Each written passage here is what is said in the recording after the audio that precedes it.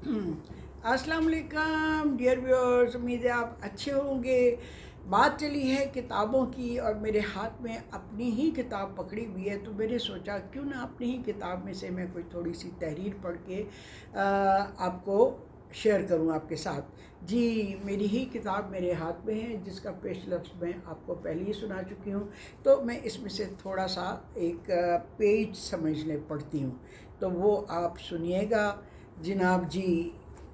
मेरे इस क्या उसको कहते हैं, मज़मून का नाम है फिर बुलावा आता है। जी, मैंने लिखा है, कहते हैं कि किसी से मोहब्बत को महसूस करने के लिए जुदाई ज़रूरी है, वरना साथ रहते रहते ये जज्बा बेहिसी की नज़र होने लगता है। कहते हैं कि किसी से मोहब्बत को महसूस करने के लिए जुदाई ज़रूरी है, वरना साथ रहते रहते ये जज्बा बेहिसी की नज़र होने लगता है। ठीक है, दोबारा पढ़ा क्योंकि मैंने स्टार्ट में पहला फ़िक्रा लिखा है।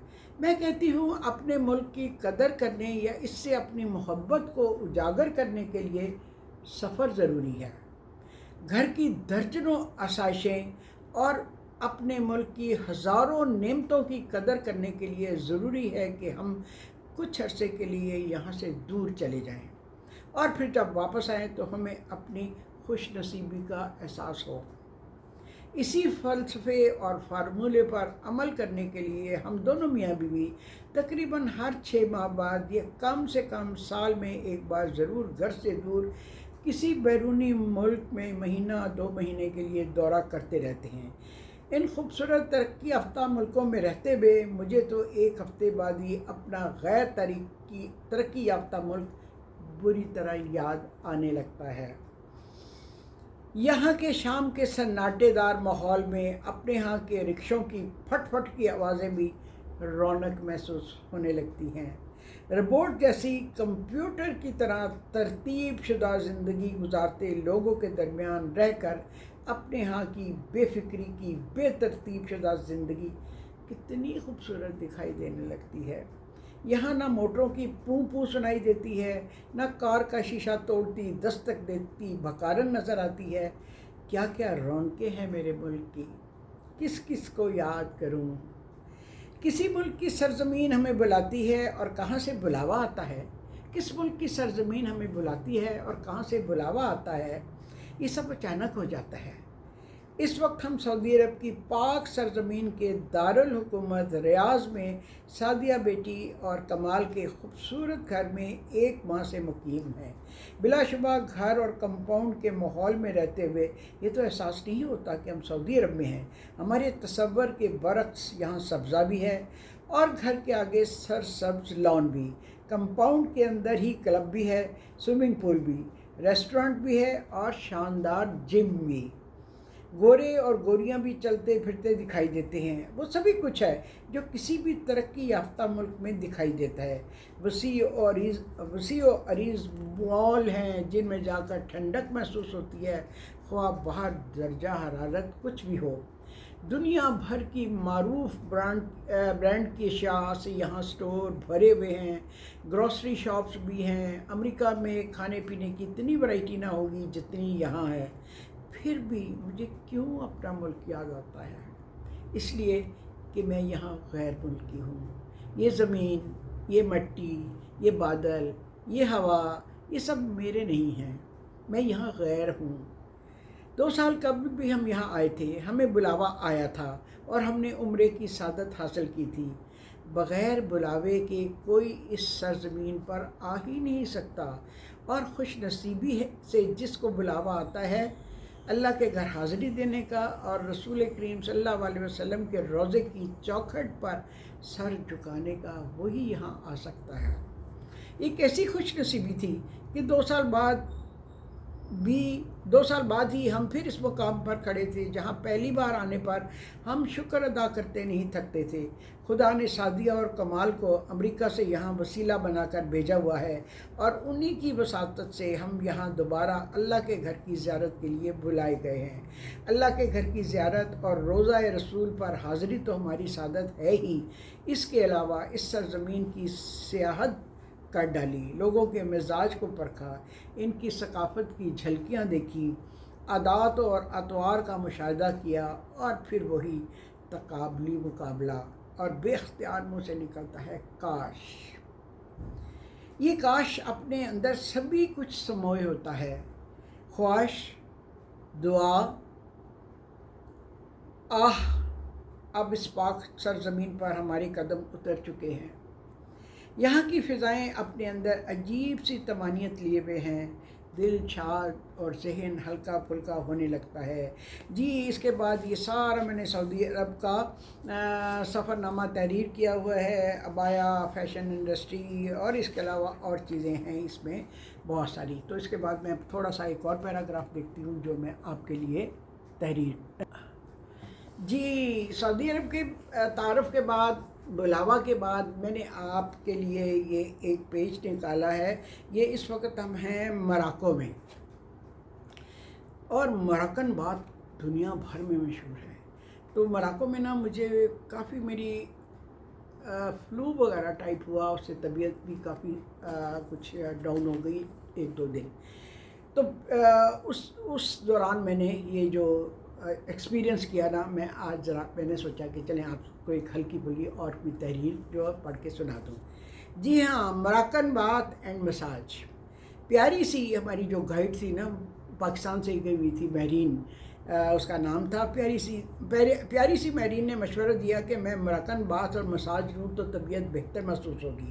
ریٹ بھی بہت مناسب تھے، یعنی 350 ریال۔ لہٰذا ناشتے کے بعد میں ہوٹل کے تہہ خانے میں لفٹ کے ذریعے گئی، جہاں مزید چند سیڑھیاں اتر کر سپا تھا۔ سیڑھیوں میں ہر سٹیپ پر موم بتیاں روشن تھیں، جس سے ماحول طلسماتی سا لگ رہا تھا۔ بہرحال نیچے پہنچی تو سامنے کاؤنٹر پر ایک خاتون کھڑی تھی۔ اب یہاں زبان من ترکی والی بات تھی، ترکی نمی دانم والا معاملہ تھا۔ میں نے اشاروں کی زبان سے مدعا بیان کیا، اور اس نے کیا سمجھا معلوم نہیں، میرے سوا اور کوئی بھی وہاں نہ تھا۔ وہ مجھے کمرے میں لے گئی اور ایک پیکٹ دے کر باہر نکل گئی کہ میں لبادہ پہن لوں۔ سو میں نے وہ ٹاول گاؤن پہن لیا۔ پھر وہ آئی اور مجھے ایک دوسرے کمرے میں لے جا کر ایک چبوترے پر لیٹ جانے کو کہا۔ میرا گاؤن اتار کر اس نے کھنڈی پر لٹکا دیا اور خود دروازہ بند کر کے باہر چلی گئی۔ کمرہ سخت گرم اور چاروں طرف سے بند تھا۔ قدرے خوف بھی محسوس ہوا کہ اگر یہاں میرا دم گھٹ گیا تو کیا ہوگا۔ اتنی دیر میں چاروں طرف سے دھوئیں کے بادل اٹھنے لگے۔ کمرے میں جو پانی سے بڑا حوض تھا، اس میں سے بھاپ نکلنے لگی۔ چشم زدن میں کمرہ بادلوں اور بھاپ سے اس طرح بھر گیا کہ مجھے اپنا آپ بھی دکھائی نہیں دے رہا تھا۔ سر سے پاؤں تک پسینے میں شرابور تھی۔ اتنے میں دروازہ ذرا سا واہ ہوا، ٹھنڈی ہوا کا ننھا سا جھونکا محسوس ہوا، اور ساتھ ہی اس خاتون کی جھلک دکھائی دی جو ہاتھ کے اشارے سے پوچھ رہی تھی کہ ٹھیک ہو نا۔ میں تو خود کو ہلکا پھلکا ہو کر بادلوں میں تیرتا ہوا محسوس کر رہی تھی۔ چھت پر روشن چھوٹے چھوٹے بلب، آسمان پر چمکتے ہوئے ستارے لگ رہے تھے۔ میں نے اپنے بازو پر چٹکی لی کہ کہیں میں اس دنیا میں ہوں یا پھر جنت میں۔ کچھ عرصہ بادلوں پر اڑتی رہی، پھر آہستہ آہستہ بادل چھٹنے لگے، روشنی ہونے لگی۔ وہ خاتون اندر آئی جس نے ربڑ کی قسم کا لباس پہن رکھا تھا۔ اب گرم پانی کے حوض میں سے جگ بھر بھر کے میرے اوپر ڈالنے لگی، اور پھر جب جی بھر کر پانی بہا چکی تو میرا گاؤن میرے اوپر ڈال کر دوسرے کمرے میں آنے کو کہا۔ دوسرے کمرے کے وسط میں پتھر کی ایک لمبی سی میز تھی، جیسے ڈاکٹروں کی آپریشن ٹیبل ہو۔ اس پتھر کی میز کے عین نیچے پانی کا پائپ اس طرح نصب تھا جیسے کاریں دھونے والوں کے ہاں ہوتا ہے۔ اس نے ربڑ کے دستانے پہنے اور اس میز پر مجھے لٹا کر سارے جسم پر سکرب کرنے لگی۔ میں نے جسم سے اس طرح مڑوڑیاں اترتے دیکھیں جیسے کاپی پر لکھ کر ربڑ سے رگڑیں تو کاغذ اور ربڑ کی مڑوڑیاں بننے لگتی ہیں۔ مساج کے بعد زوردار شاور سے اس طرح دھلائی کی جیسے کاروں کی دھلائی کرتے ہیں۔ پھر کسی کریم سے مساج کیا، چند منٹ چھوڑ دیا، پھر مزید کوئی لوشن لگایا اور پھر ساری کارروائی کے بعد دوبارہ شاور سے دھلائی کی۔ فرش پر پانی اس قدر شدت سے گر رہا تھا مگر مجال ہے کہیں رکنے پایا ہو۔ جب ہلکی پھلکی جب مراکن بات اور مساج اختتام کو پہنچا تو میں گاؤن پہنے پہلے والے کمرے میں گئی، اپنا لباس زیب تنگ کیا اور ہلکی پھلکی ہو کر لفٹ کے ذریعے اپنے چوتھے فلور پر پہنچی۔ میری جلد بالائی کی طرح ملائم اور دودھ کی طرح شفاف ہو چکی تھی۔ اس سپا کی ہمارے گروپ کی دیگر خواتین نے بھی بکنگ کروا رکھی تھی مگر سب سے پہلے میں نے یہ عیاشی انجوائے کی۔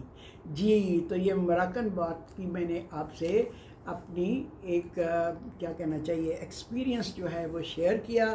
اس کے علاوہ اور کافی کچھ ہے، سفیر پاکستان کی دعوت ہے اور جناب جی مراکش ہے، اور پھر اس کے بعد یہاں کی یہ جو ہے ڈفرینٹ جگہوں کی سیاحت ہے، بھائیا پیلس ہے۔ میں گائیڈ سے بار بار پوچھتی کہ یہ بھیا پیلس ہی نام ہے، ہمارے ہاں بھیا بڑے بھائی کو کہتے ہیں۔ وہ اپنے مراکن تلفظ سے یہاں قدرے چبا کے بولا بھائیا۔ یہ محل کیا تھا؟ ایک بڑی حویلی تھی۔ ہم بازاروں اور گلیوں سے ہوتے ہوئے یہاں تک پہنچے۔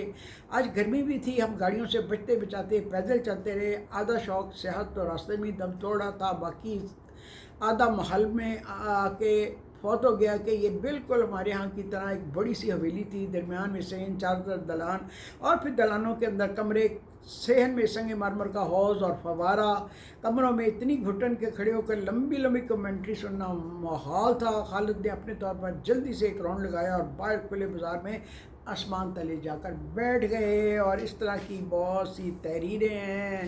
اور جناب جی مراکش سے فیض روانگی ہے، اور بس اس طرح کے ایکسپیرینسز ہیں، تانجیر ہے۔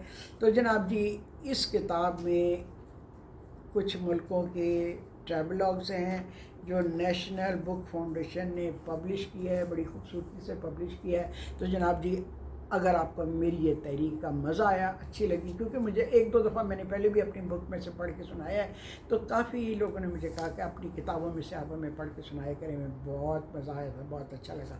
تو آج مجھے خیال آیا کہ کیوں نہ پھر میں اپنی کتاب میں سے ہی پڑھ کے آپ کے لیے شیئر کروں۔ جی ہاں، اس کے ساتھ ہی اب میں آپ سے اجازت چاہتی ہوں۔ یہاں بیٹھے بیٹھے میں نے دو اپنے ویڈیوز بنا لی ہیں کتاب کے ہی حوالے سے، اسی جگہ سے، ٹھیک ہے؟ ہو سکتا ہے آئندہ میں آپ کو اپنی اسٹڈی میں ملوں، اسٹوڈیو میں ملوں، یا اگر یہ جگہ آپ کو پسند آئی ہے تو اسی جگہ پہ میں اور بھی پروگرام آپ کے لیے ریکارڈ کر سکتی ہوں۔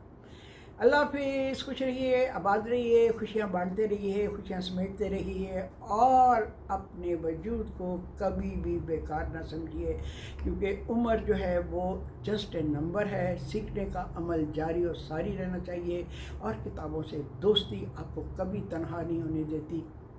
باقی لوگ آپ کو چھوڑ جائیں، لیکن کتابیں ہمیشہ آپ کا ساتھ دیتی ہیں، اور یہ آپ کی ایک پرخلوص گائیڈ، دوست، کچھ بھی آپ کہہ لیں، کتاب سے دوستی ضرور رکھیے گا۔ جی ہاں، اس کے ساتھ ہی آپ سے اجازت چاہتی ہوں، دل تو نہیں چاہتا لیکن پھر بھی کافی لمبی ہو گئی ہے ویڈیو، اب میرا خیال ہے آپ سے بائے بائے، خدا حافظ کہنا چاہیے۔ اللہ حافظ۔